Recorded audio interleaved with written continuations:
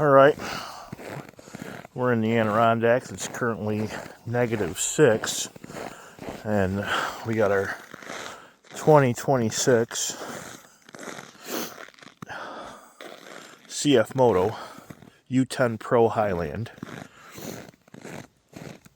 Hasn't been fired up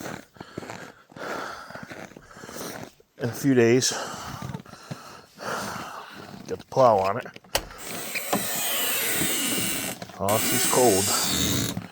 Ice on the floor. We're gonna cold start it here.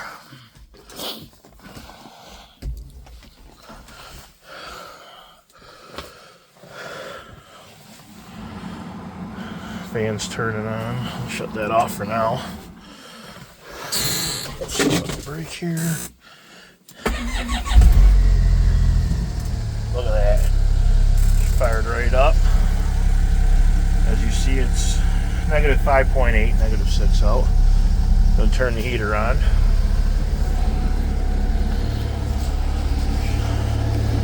I mean, she's starting up good for being such a brand new machine, but she's good.